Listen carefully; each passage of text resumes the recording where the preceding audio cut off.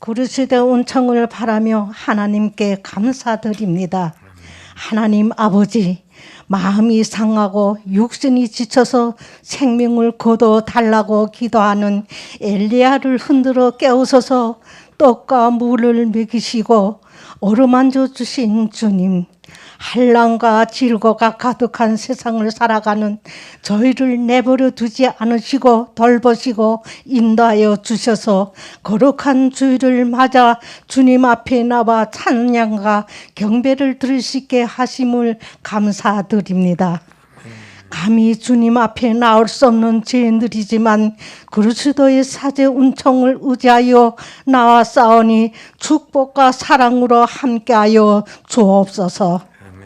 지금 이 시간 지난 한 주의 삶을 되돌아봅니다.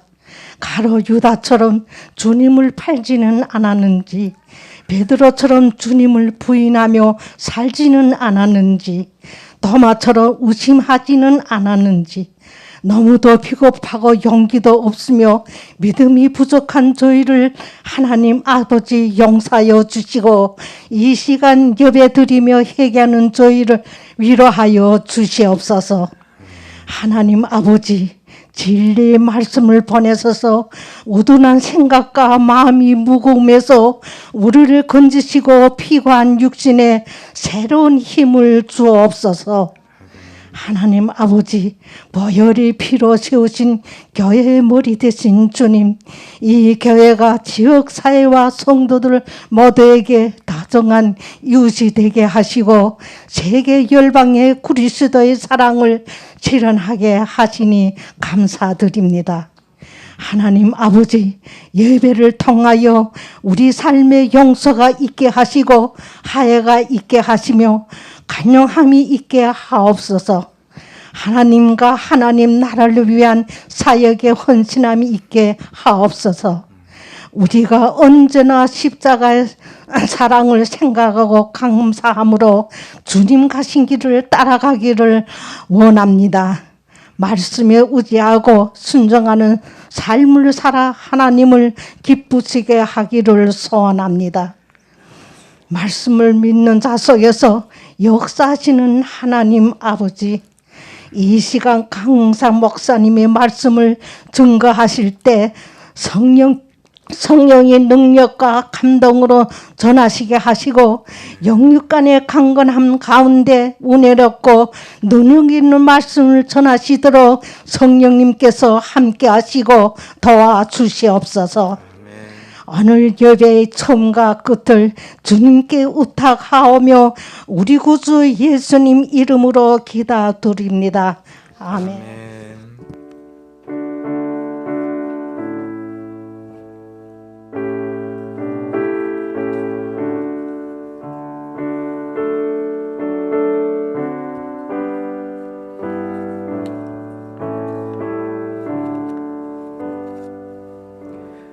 오늘 은혜 받으실 말씀은 신약성경 베드로후서 1장 12절에서부터 21절까지의 말씀입니다.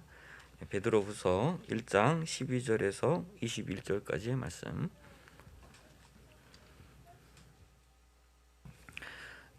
한 절씩 교독하도록 하겠습니다. 그러므로 너희가 이것을 알고 이미 있는 진리에 서 있으나 내가 항상 너희에게 생각나게 하려 하노라.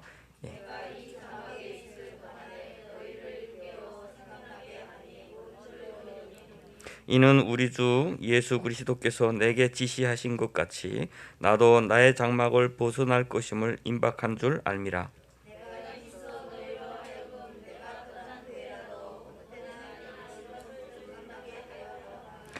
우리 주 예수 그리스도의 능력과 강림하심을 너희에게 알게 한 것이 교모의 만든 이야기를 따른 것이 아니요 우리는 그의 크신 위엄을 친히 본 자라.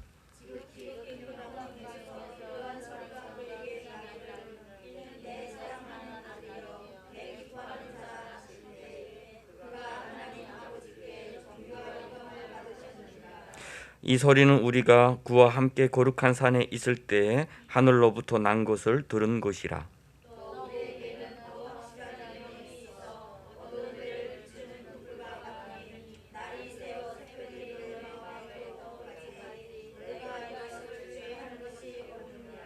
먼저 알 것은 성경의 모든 예언은 사사로이 풀 것이 아니니 예언은 언제든지 사람의 뜻으로 낸 것이 아니요 오직 성령의 감동하심을 받은 하나님께 받아 말한 것입니다.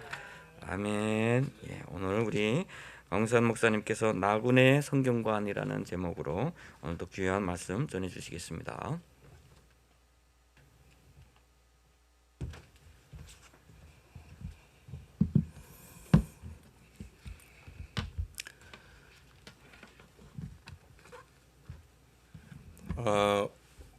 오늘 우리가 본문은 12절에서부터 21절까지 다 읽었습니다만은 제가 오늘 집중적으로 말씀을 드리고자 하는 구절은 맨 밑에 나오는 끝에 나오는 20절과 21절의 말씀입니다. 그 이유는 그 앞에 나오는 그 내용들 중에 중요한 의미들이 있는데 그것을 충분하게 설명을 하기 위해서는 먼저 맨 마지막에 베드로가 하신 그 말씀부터 우리가 이해를 해야 돼요.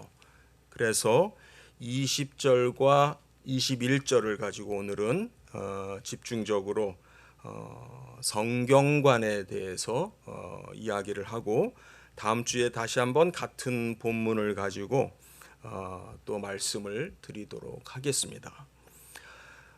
12절부터 보게 되면은 베드로의 그 목회자로서의 그 간절하고도 그 절박하다고 할까요? 정말 성도들을 생각하는 그 베드로의 마음이 절절히 느껴집니다. 13절에 보면은 내가 이 장막에 있을 동안에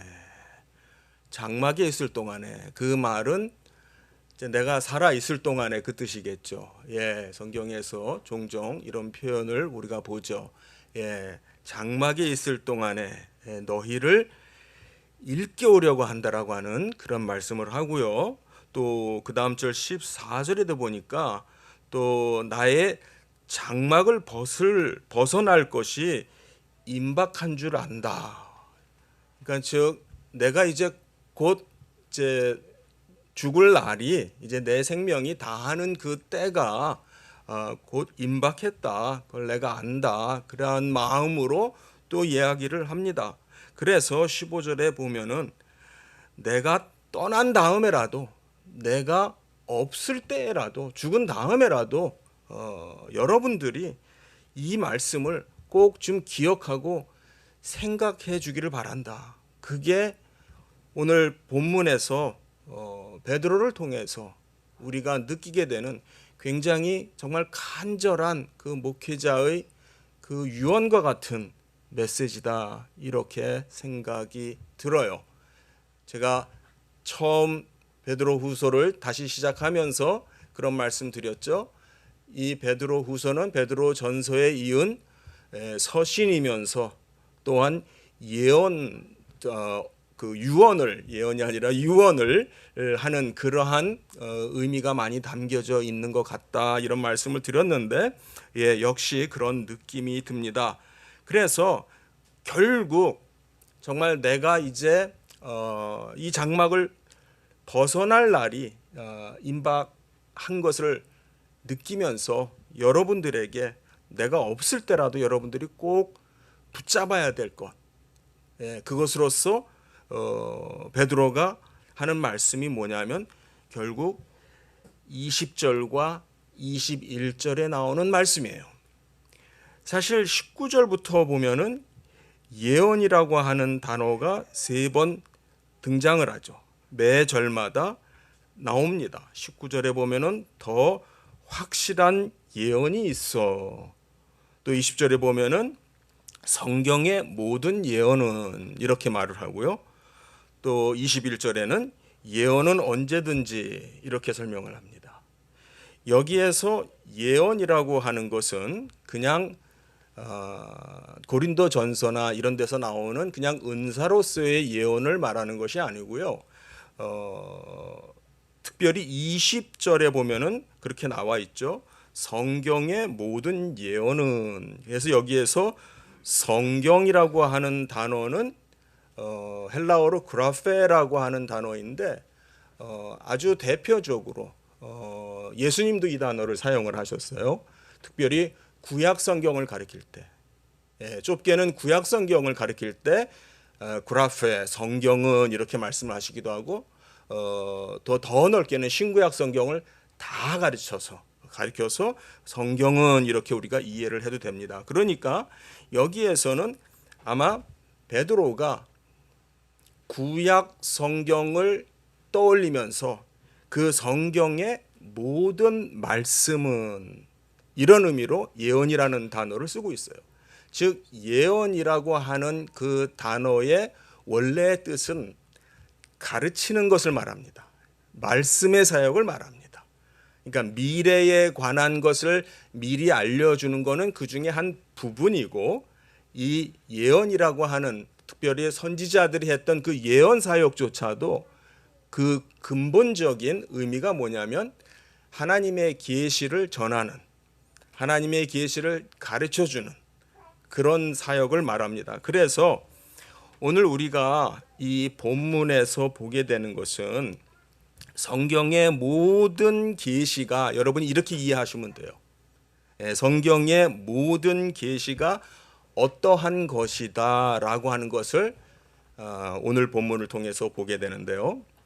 놀라운 것은 오늘 우리가 읽은, 특별히 다루고자 하는 20절과 21절은요, 신구약 성경 전체를 통틀어서 성경에 대해서, 특별히 성경이 어떻게 기록이 되었는가, 쉬운 말로 성경이 어떻게 만들어졌는가 하는 점에 대해서 가장 구체적인, 가장 많은 정보를 알려주는 너무나도 귀한 본문이에요. 그런 의미에서 오늘 우리가 정말 특별한 기회를, 은혜의 시간을 우리가 맞게 되는 것 같습니다. 그래서 오늘 본문을 통해서 우리가 성경을 어떻게 대해야 되는가, 또 성경을 어떻게 읽어야 되는가, 공부해야 되는가 하는 그런 의미들을 같이 새기면 좋겠습니다. 먼저 2절에 대한 부분이지만 짧지만 제가 먼저 이 말씀을 다시 한번 설명을 드리도록 할게요. 20절을 보시게 되면은 우리가 먼저 알아야 할 것은 성경에 나오는 모든 예언은, 즉 성경의 기록은, 즉 성경의 계시는, 그 다음에 말이 조금 좀 정확하게 되어 있지가 않고 오해가 되어질 수 있는 좀 부분이 있는데, 사사로이 풀 것이 아니니 이렇게 지금 우리 한글 성경에 되어 있는데, 정확한 의미는 성경의 모든 계시는, 성경의 모든 말씀은 사사로운 해석이 아니니, 이게 정확한 뜻이에요. 그러니까 이 말에서 우리는 성경을 사사로이 해석하면 안 되는구나, 이렇게 그 적용적인 면에서, 사용이라고 할까요? 우리가 성경을 다룰 때 어떻게 해야 되는가라는 측면을 우리가 떠올릴 수 있는데, 그것도 해당이 될 수 있겠죠. 그러나 성경이 여기서 지금 먼저 얘기하는 건 뭐냐면 기원을 얘기하는 거예요. 성경이 어떻게 만들어졌느냐, 그 다음 절에 보면은 사람들이 관여되어 있어요. 즉 인간 저자가 관여가 되어 있는데, 즉 예를 들어서 바울 또는 요한, 또 구약의 모세, 다윗, 이사야 등등 이 인간 저자들이 하나님의 말씀을 기록을 하게 될 때에 그것이 사사로운 글이 아니다, 이 소리예요. 그것이 사사로운 말이 아니다, 사사로운 어떤 이론이나 해석이 아니다라는 말을 여기서 하는 거예요. 그러니까 여기에서 우리가 먼저 생각해야 되는 것은 성경의 기원을, 성경이 어떤 책이냐, 거기에 대해서 지금 베드로가 얘기를 해주고 있어요. 그 다음에 21절에 보면 바로 이어서 예언은 언제든지 항상 사람의 뜻으로 낸 것이 아니요. 여기 보면은 그런 의미에서 예언은 사람의 뜻으로 된 것이 아니다. 여기서 낸 것이 아니요라고 하는 말은요. 여기 낸 좀 약간 좀 명확하지 않은 동사죠. 그러니까 좀 다르게 표현하면 사람의 뜻으로 된 것이 아니요 이렇게 할 수도 있겠는데 정확하게 그 똑같은 단어가 같은 단어가 그 다음 줄에 성령의 감동하심을 받은 이 단어예요. 감동된 우리 한글에는요. 제가 늘 성경을 가지고 설명을 할 때마다 이 문제에 자주 부딪혀요. 뭐냐면은 우리 한글에는 그러니까 그 한국말에는 원래 수동태가 없어요. 그러니까 우리 영어를 공부를 하고 한 사람들은 수동태라는 말 알죠? 수동태라는 말을 아는데 우리 원래 한국말에는 수동태가 없고 대신 뭐가 있냐면은 피동태라는 게 있어요. 그러니까 우리 성경에 보게 되면은 감동된 사람들 이렇게 하면 수동태예요. 감동된 하면 수동태인데 지금은 우리가 그거 다 잘 이해해요. 근데 옛날에는 수동태가 없어가지고 이거를 피동태로 번역을 한 거예요. 그래서 등장하게 된 게 뭐냐면 받은이라고 하는 하나의 그 말이 여기 첨언이 되는 거예요. 그런데 제가 말씀드리고자 하는 것은 감동되어진 요 감동된 요 단어가 정확하게 동일한 단어가 사람의 뜻으로 낸 요 단어예요. 낸. 되다, 낸 요 같은 단어예요. 그러니까 중요한 것은 성경 말씀은 사람의 뜻으로 된 게 아니고 성령에 의해서 된 것이다. 여기에서 되다 이렇게 제가 좀 이렇게 뭉뚱그려서 좀 이렇게 두박하게 번역을 했는데 그 단어의 의미는 뭐냐면 움직이는 거예요. 그렇게 움직이는 거예요. 그렇게 되게 하는 거예요. 그렇게 결과를 가지고 오는 동작을 한 거예요. 그게 누구냐면은 바로 여기 보면은 성령이라고 되어 있어요. 그런데 성령이 어떤 사람들을 움직여서 감동하여서 동사가 뭐냐면 말했다. 즉 여기에서 말했다라고 하는 것은 그 바로 위에서 우리가 본 그 예언이라고 하는 그 단어와 매치가 되겠죠. 예언이라고 하는 것은 말씀의 사역이에요. 가르치는 사역이에요. 말로 하는 사역이에요.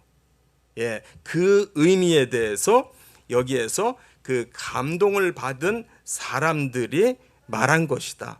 예언의 사역을 한 것이다. 그것이 되는 그 뜻이 되겠어요. 그런데 그 사람들이 그러면은 누구의 말을 한 거냐? 하나님의 말씀을 한 거죠. 그러니까 여기 보니까 하나님께 받아, 하나님으로부터 받아 말한 것이다. 그래서 이 구절에서 우리가 뭘 보냐면요. 자, 다시 한번 강조합니다.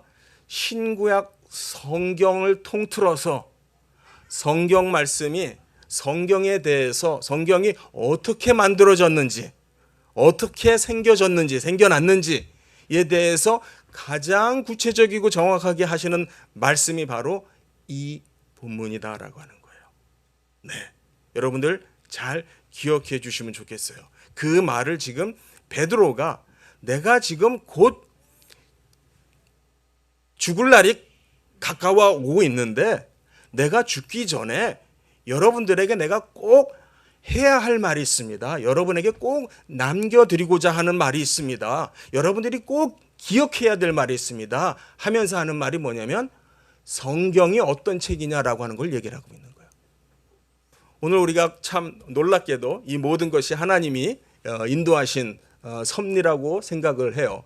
지난주에 우리 김건능 목사님 통해서 하나님의 말씀에 대해서 우리가 들었는데 또 오늘 우리가 공부하는 이 본문이 또 하나님의 말씀에 대해서 얘기합니다. 정말 귀한 은혜라고 생각이 들고 또 저는 또 굉장히 또 흥분이 되고 또 신나기도 해요. 네, 사실 우리가 성경에 대해서 좀 우리가 잘 아는 본문이 있죠. 성경은 어떤 책이다라고 하는 면에서 우리가 잘 아는 본문이 있어요. 그게 뭐냐면은 바울이 한 말씀이죠. 생각나세요? 디모데후서 3장 16절이에요. 디모데후서 3장 16절을 보면은요. 찾으시면 같이 찾으셔도 좋고요. 제 성경으로는 345쪽인데요. 제가 읽어드릴게요. 여기 보면은 바울이 뭐라 그러냐면은 모든 성경은 하나님의 감동으로 된 것으로 교훈과 책망과 바르게 함과 의로 교육하기에 유익하다라는 말을 해요. 자, 여기에 보면은 바울이 쓴 용어는 사실 조금 전에 우리가 베드로 후서에서 봤던 그 내용처럼 구체적이고 정확한 정보가 아니에요. 여기에 나오는 말은 모든 성경은 그냥 하나님의 감동으로 되었다, 이렇게만 표현이 되고 있어요. 그런데 놀랍게도 지금 우리가 본 베드로 후서에서의 본문은 정확하게 그 하나님의 감동으로 됐다라고 하는 그 말을 성령의 감동으로 된 사람들이 쓴 거다, 이렇게 지금 말해주고 있어요. 그러니까 디모데후서 3장 16절에서는 여전히 성경은 하나님의 말씀이야, 하나님의 감동으로 된 거야. 거기까지는 좋죠. 근데 거기서 멈췄어요. 거기에서는 그런데 하나님께서 인간 저자들을 사용하셔서 그들로 하여금 이 계시의 일들을, 내용들을 적게 한 거야, 우리에게 전해준 거야, 그런 말은 없었어요. 그런데 베드로 후서에 가니까 베드로는 그 얘기를 해주는 거예요. 이게 하나님의 그 예언의 말씀인데, 계시의 사역인데, 성경의 모든 말씀은 하나님의 말씀이야, 계시야. 그런데 그것을 하나님께서 성령으로 감동하신 그 사람들이 그렇게 기록하게 한 거야. 두 가지를 얘기하고 있죠. 성경은 원래 하나님의 말씀이다라는 거. 하나님의 말씀이라는 거. 성경의 원래 저자는 누구예요? 하나님이죠. 성경 말씀은 하나님의 말씀이라는 것. 그런데 그 하나님의 말씀이 우리에게 주어지는, 계시되는 그 과정 속에 사람을 사용했다라고 하는 것이 기록이 되고 있는 거예요. 우리가 대표적으로 누가복음 같은 거 이렇게 떠올려 보세요. 처음에 시작할 때 보면 누가가 뭐라 그래요? 여러 사람들이 예수 그리스도에 대해서 기록을 했는데 그 중에 나도 이런 자료들을 모아서 이렇게 글을 써서 데오빌로 각하에게 써 보냅니다. 이런, 즉 누가도 뭔가 그 일을 했구나라고 하는 것이 성경에 분명히 드러나고 있어요. 중요한 거는요, 여기에서 우리가 몇 가지 우리가 생각을 해야 되겠는데, 첫 번째는 성경은 하나님의 말씀이라는 거예요. 같이 해볼까요? 하나님의 말씀. 또 한 번 더 해볼까요? 하나님의 계시. 네. 여기 베드로후서 1장 1절에 보니까 베드로 전서 때는 그렇게 자기 스스로를 안 불렀는데 베드로 후서에서는 자기를 종이라고 불렀어요. 예수 그리스도의 종이며 사도인, 그냥 사도라 그래도 충분한데 예수 그리스도의 종이며, 무슨 의미의 종일까요? 이 종은요, 바로 예수 그리스도의 그 계시의 말씀을 받아서 교회에 전하는, 교회를 세우는 일을 하는 그 의미를 가리켜요. 자, 우리 요한계시록 1장 1절에 보면은요, 요한계시록 1장 1절 이렇게 시작을 해요. 예수 그리스도의 계시라. 지금 요한에게 보여주는 이 내용이 예수 그리스도의 계시라. 이는 하나님이 그에게 주사 반드시 속히 일어날 일들을 그 종들에게 보이시려고 그의 천사를 그 종 요한에게 보내요. 종 요한에게. 그러니까 종이라고 하는 의미는 바로 이 계시의 사역과 연관이 있는 거예요. 즉 이 계시의 사역을 한다라고 하는 의미에서 요즘도 이제 목사님들을 일컬어서 종 이런 말을 쓰죠. 예, 그 종이라고 하는 말은 바로 이 계시의 사역, 하나님의 이 말씀을 수종든다라고 하는 의미에서 그 종이라는 의미가 쓰여지고 있는 거예요. 그 계시의 어떠한 어떤 사역으로서 계시를 받아서 대언하고 전달하는 설교하는 그 사역에 있어서 종이다라고 하는 의미예요. 그래서 자, 그러면은 여기에서 이제 조금 전에 우리가 본 것처럼 20절에서 본 것처럼 성경의 모든 예언은 달리하면은 성경의 모든 계시는 사사로운 해석이 아닙니다. 사사롭게 쓰여진 것이 아닙니다. 사람의 뜻으로 쓰여진 것이 아닙니다. 그 말은요, 결과적으로 우리가 이 말씀을 읽고 해석할 때도 마찬가지로 성립이 돼요. 그래서 종교개혁 때 종교개혁가들이 어떤 말을 했냐면은 성경 해석은 어떻게 해야 되느냐? 그 이전에는요, 지금 여러분들 다 성경책 갖고 계시고 또 여러분이 사용하시는 폰에도 다 들어있고 그렇죠? 너무나도 성경을 보는 게 편하잖아요. 예. 아무런 거침없이 자유롭게 성경을 보잖아요. 그런데 옛날에는요, 성경을 갖고 있으면은요, 큰 잘못이 돼요. 그래서 죽임을 당했어요. 예. 정말 어처구니 없죠? 예. 그때 종교 개혁가들이 어떤 말을 했냐면은 모든 사람들이 직접 하나님의 말씀을 읽을 수 있어야 된다. 이 말은 무슨 말이냐면은 우리가 하나님께 나아가는데 반드시 중간에 성직자를 거쳐서 로마 가톨릭 교회 사제를 거쳐서 그 사람들을 통해서만 우리가 하나님께 나아갈 수 있는 게 아니다. 직접 우리가 하나님의 말씀을 통해서 하나님을 만날 수 있다. 그런 놀라운 사건이 있었어요. 그때 종교개혁가들이 뭐라 그랬냐면, 그럼 우리가 성경을 읽잖아요. 평신도들이. 예, 제대로 어떤 그 트레이닝을 받지 않은 성도들이 성경을 읽으면은 이해하는데 좀 어렵잖아요. 이걸 어떻게 해석을 해야 되는가? 그때 굉장히 중요한 원리를 얘기를 해요. 어떻게 성경을 해석해야 되느냐? 성경은 성경으로 해석을 해야 된다. 왜 그럴까요? 성경은 사람의 말로 해석을 하면 안 되고 성경은 성경으로 해석해야 된다. 왜요? 성경은 뭐니까? 하나님의 말씀이니까. 아멘? 네. 성경은 하나님의 말씀이기 때문에. 그렇기 때문에 성경은 성경으로 해석을 해야 되는데 그 말은 뭐냐면요.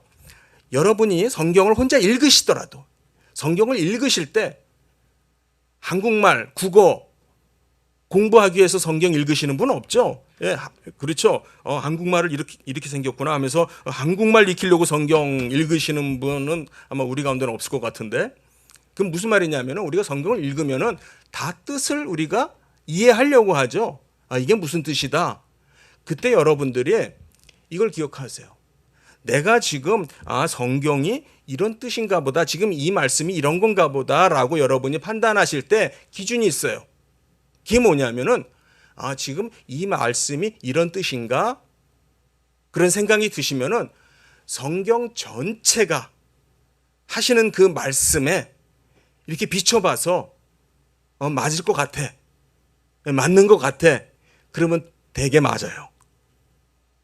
무슨 말씀이신지 알겠습니까? 제가 조금 전에 어려운 말로 했어요. 성경은 반드시 성경으로 해석해야 된다. 이 말이 여러분들이 쉽게 적용을 하면은 내가 이 말씀이 이런 뜻이구나. 그런데 많은 사람들이 이 말씀이 이런 뜻이구나라고 자의적으로 혼자서 의미를 결정한다면은 그걸로 훅 가버려요. 그 다음부터는 다른 거 안 봐요.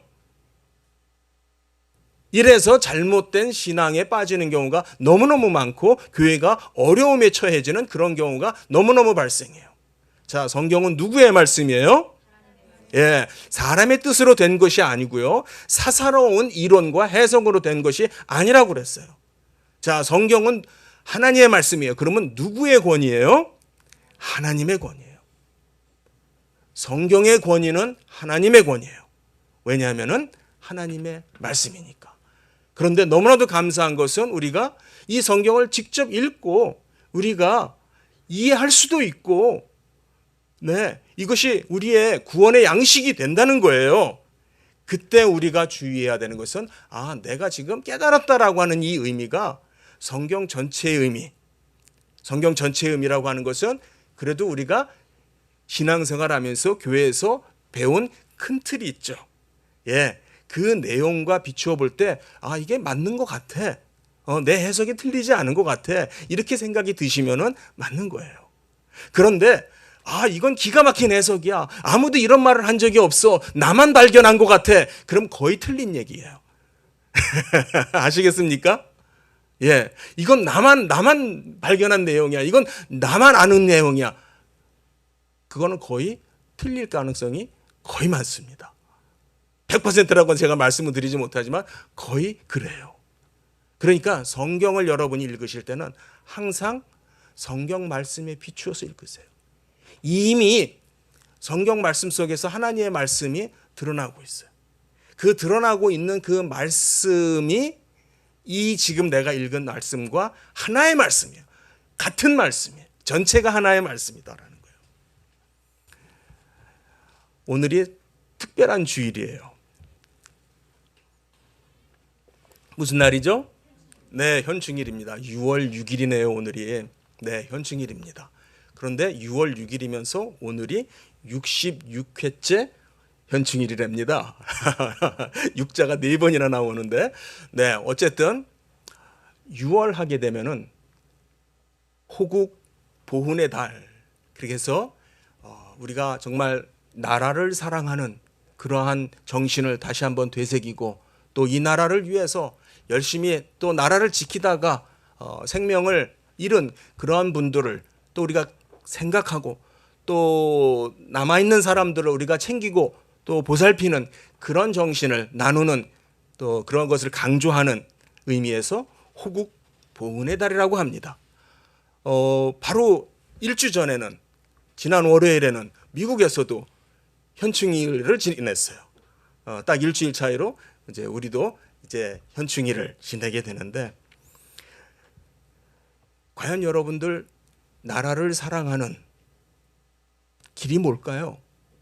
여러분이 지금 이 시점에 이 역사선상에서 나라를 사랑하시는 최선의 가장 좋은 길이 뭘까요? 저는 오늘 성경 말씀이, 본문의 말씀이 너무나도 적절하다고 생각해요. 우리 한국교회는 2000년 기독교 역사 속에서 특별하게 축복을 받은 나라예요. 이 대한민국이 어떻게 생겨났느냐, 어떻게 건국이 되었느냐, 이것을 어떤 사람들은 대한민국 예외주의다, 아주 예외적인 케이스다, 이렇게도 말을 합니다. 그래서 대한민국 예외주의다, 이런 말을 쓰는데 사실은 그 말이 어디서 왔냐면요,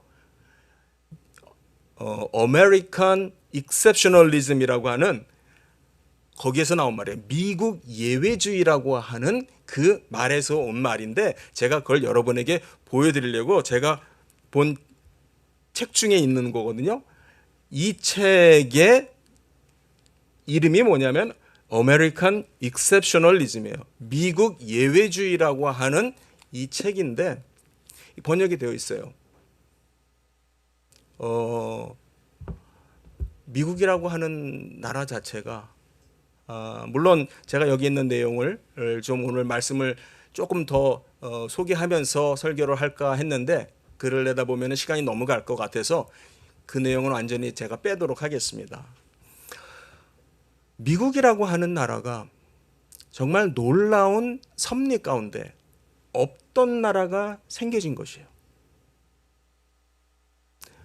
영국에서 신앙의 박해를 받던 청교도들이 자유롭게 또 바르게 하나님을 예배하고 신앙생활을 하기를 원하는 마음으로 대서양을 건너서 대서양 그 바닷물이 굉장히 거칠거든요. 그걸 건너서 미국에 와서 그들이 어떤 마음으로 미국에 도착했냐면은 성경 말씀 마태복음 5장 14절에 언덕 위에 있는 동네가 산 위에 있는 동네가 감춰지지 못할 거라라는 그 말씀에 근거해서 미국이라고 하는 정말 하나님의 말씀이 다스리는 그러한 사회, 그런 세상을 만들어서 저 모국을 바로 깨우고 또 개혁하는 그런 일을 하겠다라고 하는 이상을 가지고 건너왔던 사람들이고, 그 사람들에 의해서 미국이라고 하는 나라가 세워지게 된 거예요. 그렇게 해서 세워지게 된 거예요. 그런 의미에서 저는 이 책에서 뭐 그 얘기를 하는 것은 아닙니다. 조금 이제 다른 의미로서 이것은, 이 책은 일반 대학에 정치학이나 사회학이나 심지어는 경제학을 공부하는 사람들이 꼭 읽어야 되는 그런 책이에요. 그런데 저는 그 미국이 정말 역사상에 굉장히 독특하게 예외적으로 건국된 나라다. 그래서 지금까지도 놀랍게 하나님께서 미국이라고 하는 나라를 사용하고 있어요. 이러니 저러니 해도 지금도 가장 많은 선교사를 전 세계로 보내고 있는 나라가 미국이에요. 전혀 2위의 나라가 근접할 수 없을 정도로 하나님 나라의 일을 하고 있는 나라가 미국이에요. 원래 미국이라고 하는 나라가 수천 년부터 그 땅에 있었던 민족들이 세운 나라가 아니고, 불과 몇백 년 전에 생겨난 나라예요. 그런 의미에서 미국 예외주의라는 말을 저는 참 귀하게 생각해요. 동시에 저는 그 말을 대한민국 예외주의라는 말로도 한번 표현을 해보고 싶어요. 어떤 의미에서 그러냐면은 이 대한민국이 건국된 것이 결코 우연한 일이 아니라는 거예요. 요즘 우리가 듣는 것처럼 생기지 말았어야 될 나라가 생긴 게 아니고, 하나님의 섭리 가운데 이 시점에 전 세계를 향한 선교의 일을 할 수 있도록, 또 더 나아가서 지금 우리가 당면하고 있는 이 통일의 이 문제를, 남북한에 이 대치되어 있는 이 상황을 복음으로 우리가 통일할 수 있도록 하기 위해서 하나님께서 교회를 축복하시고 계시다라고 생각을 해요. 여러분, 근데 그 가운데 성경이, 이 대한민국 교회가 지금 전 세계 어디를 돌이켜 봐도요, 대한민국 교회가 지금 쇠퇴하고 있다, 힘을 잃어가고 있다, 이런 얘기를 해도 여전히 대한민국 교회만큼 열심히 선교하고 있는 교회가, 그 나라가 없어요. 제가 며칠 전에 깊은 고민에 빠졌어요. 어떤 고민을 빠졌냐? 제 마음이 많이 상했어요. 그래서 정말 우리 한국교회가 쇠퇴하고 있는 것이라면은, 하나님께서는 그러면 한국 말고 어느 나라를 들어서 사용하실까? 어느 나라를 들어 사용하실까? 사실 이렇게 찾아봐도요, 그 자리를 메꿀 만한 그 나라가 눈에 안 띄어요. 정말 한국이 시들어지면 그 다음에 중국이 할까? 저 필리핀이 할까? 말레이시아가 할까? 뭐 여러분 생각에는 어떠세요? 제 마음에는 그게 답이 아닌 것 같아요. 그렇다면은 이 대한민국이라고 하는 이 나라와 하나님께서 우리 한국 교회를 지금도 하나님께서는 사용하고 계시는데, 또 지난 80년대부터 좀만 거슬러 올라가도요, 정말 한국이 전에, 제가 오래전에 설교하면서 대한민국 GDP가 이렇게 성장하는 거하고 교회가 성장하는 거하고 한번 제가 말씀드린 적이 있어요. 한국이 GDP가 발전했던 거하고 교회가 성장하는 거하고 굉장히 깊은 연관성이 있었습니다. 제가 잘 아는 미국의 어느 한 장로님이 모 대학의 사회학 교수님이에요. 예, 사회학 교수인데 이분이 그런 논문을 쓰셨어요. 예, 복음이 전해지는, 복음이 들어가는 나라가 잘 살게 된다. 대체적으로 무슨 뜻인지 아시겠죠? 북유럽 국가들이라든지 해서 개신교가 들어가는 나라들이 잘 살게 된다라고 하는 것을 그분은 사회학자로서 그것을 연구해서 논문을 발표한 얘기를 제가 직접 들은 적이 있거든요. 짧게 줄여서 얘기를 하면은 한국 교회는요, 처음부터 하나님의 이 말씀, 성경 말씀이 전해지는 거하고 깊은 연관이 있어요. 우리 지난 주에도 우리 목사님 통해서 구슬라프 선교사 얘기를 들었죠. 예, 그 후에도요, 또 평양에 그 토마스 선교사가 또 성경을 전해주면서 순교당하는 그런 얘기도 우리가 잘 알죠. 근데 그분들이 전해준 것은 중국 성경이에요. 한자 성경이에요. 그런데 여러분들 이거 아세요? 어느 역사학자는요, 제가 누구라고 굳이 이름은 안 밝힐 텐데요, 어느 그 교회사 학자는 바로 그 토마스 선교사의 순교로 인해서, 그게 1866년인데 1871년에 그것이 어쨌든 그 셔먼호가 이제 불타고 뭐 그랬잖아요. 그것이 이제 빌미가 되고 그래가지고 미국과 이제 신미양요를 맺게 되죠. 신미양요라는 것을 맺게 되고, 그리고 나서는 이제 10년쯤 더 지나가서 1882년도에, 연도를 기억해 주세요. 1882년도에 조선과 미국이 상호 통상 조약을 맺습니다.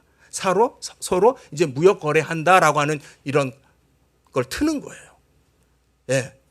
어떻게 보면 조선 입장에서는 못마땅하고 싶지 않지만 한 거죠. 그것이 계기가 돼서 2년 후인 1884년도에 알렌 선교사와 아펜젤러 선교사와 언더우드 선교사가 한국 역사의 최초로 공식적인 선교사로 입국을 해서 선교 활동을 하기 시작을 해요. 그게 언제냐면 1884년도예요. 정식으로 이제 선교사들이 들어와서 선교 활동을, 복음 전파 사역을 하기 시작하고, 세브란스 병원을 세우고 연희 전문을 세우고 배제학당을 세우고 그런 일들을 선교사들이 한 겁니다. 그런데 놀라운 거는 그런 일이 있기 2년 전에 1882년도에 저 중국 봉천, 지금으로 하면 심양이죠. 심양에서 쪽복음이 한글로 번역이 돼서 출간이 돼요. 1882년도에 심양에서 존 로스 목사님과 존 맥킨타이어 목사님이라는 분들을 통해서, 그 다음에 이제 한국 분들이 뭐 서상륜 또 서경주 이런 형제분들 같이 여러분들이 가세가 돼가지고선 최초로 한글 성경이 번역이 됩니다. 제가 웨스트민스터에서 공부할 때 하비칸 교수님이라는 선교학에 굉장히 유명하신 그 교수님이 계셨어요. 가나베 목사님이라고도 한국 교회는 잘 알려 있고 70년대에 오셔서 선교사로, 한국의 선교사로서 또 활동도 하시고 하신 분인데, 그분을 통해서 제가 이 얘기를, 한국 교회사에 대해서 제가 미국 분한테 처음 배우게 된 거예요. 뭐라고 그러냐면 이분이 2000년 기독교 역사에 또는 선교 역사에 유일하게 정식으로 선교사가 들어가서 복음을 전해서 그런 결과로서 성경이 번역된 것이 아니라, 선교사가 들어가기도 전에 그 나라 말로 성경이 번역되어 있는 최초의 나라이고 유일한 나라이다, 이런 말씀을 해요. 그 연장선상에서 사실 우리가 잘 아는 황해도 지역에 소래교회가 세워지는 거예요. 소래교회가 사실은 공식적인, 지금 우리가 생각하는 것 같은 이런 정식의 어떤 그 교회는 아닙니다만은 정기적으로 모여서 예배를 드리는, 평신도들이 모여서 예배를 드리는, 그때 이제 서경조 목사님이라고 하는 분이 이제 나중에 이제 신학교 가서 목사가 되고 하는데, 그때는 이제 이분이 이제 기독교 서적을 이렇게 나눠서 이렇게 좀 이렇게 보급하고 또 팔기도 하는 그 권서인이라고 그랬어요. 그 당시에는. 예, 그런 일을 하면서 이 황해도에 소래교회가 세워지게 됩니다. 그러니까 한국에서의 최초의 교회가 되는 거예요. 바로 그 한국 교회가 한국 사람들에 의해서 선교사가 들어오기도 전에 모입니다. 그래서 1885년도에 아펜젤러와 언더우드가 그 교회를 방문을 하게 돼요. 해서 뭐라고 그러냐면은, 제가 이것은 따온 겁니다. 우리는 이 땅에 씨를 뿌리러 온 것이 아니라 이미 뿌려진 씨의 열매를 추수하러 왔습니다. 그렇게 말을 했답니다. 놀라운 일 아닙니까? 제가 강조하는 건 뭐냐면, 한국 교회는요, 처음부터 하나님의 말씀과 밀접한 연관이 있어요. 깊은 연관이 있어요. 어느 교회는 안 그렇습니까? 어느 나라는 안 그렇습니까? 예, 맞아요. 다 하나님의 말씀이, 복음이 전파되면서 교회가 세워지는 거예요. 그런데 한국 교회는 지금까지도 성경관에 있어서, 하나님의 말씀에 있어서 높은 성경관을 지금도 갖고 있어요. 많은 나라들은, 이 옆 이웃 나라만 해도요, 자유주의 신학이 들어가 가지고서 성경 말씀이 하나님의 말씀이 아니라 사람의 글이다, 인간이 기록한 글이다 하면서 하나님의 말씀으로서의 권위가 없어져요. 그러나 한국 교회는 이제까지도 역사 속에서 성경은 하나님의 말씀입니다, 하나님의 계시입니다. 여러분들 이걸 붙드시기 바라요. 제가 오늘 설교를 좀 이상하게 하죠. 이 달이 호국 보훈의 달이에요. 나라 사랑하는 마음을 우리가 좀 강조하고 고취할 필요가 있는 날이에요. 누가 이 나라를 가장 많이 사랑하는 사람들이냐? 하나님의 말씀에 대한 권위를 높이 인정하는 사람인 줄 믿습니다. 한국 교회가 그렇게 시작이 되었고, 그런 그리스도인들을 통해서 이 나라가 세워진 거예요. 1948년 재헌국회가 개회하면서 대한민국의 역사를 공식적으로 시작하는 첫 국회에서 기도하고, 목사님이 기도하고 일을 본 나라예요. 물론 그것이 계획된 그런 일은 아니었던 것 같아요. 이승만 박사께서 그렇게 그 의원 중에 목사님 한 분이 계셨거든요. 저는 이런 것이 그냥 우연일 수 없다고 봅니다. 왜냐하면 우리는 하나님의 주권을 믿는 사람들이에요. 하나님의 섭리 가운데 심지어는 악인도, 가룟 유다도, 예수 그리스도께서 십자가에 달려 죽으신 것도 하나님의 그 예정 가운데 되어진 일이에요. 그렇다면 오늘날 우리가 이 나라를 사랑하는 가장 좋은 최선의 길이 무엇일까? 다시 한번 우리가 하나님의 말씀의 권위를 높이는 거예요. 여러분들은 어떻게 남북 통일을 이루겠습니까? 지금 우리가 하나님의 말씀의 권위를 높이는 거예요. 하나님의 이 성경 말씀만이 하나님의 말씀입니다. 계시의 말씀입니다. 이 신앙을 우리가 놓치면 안 되는 거예요.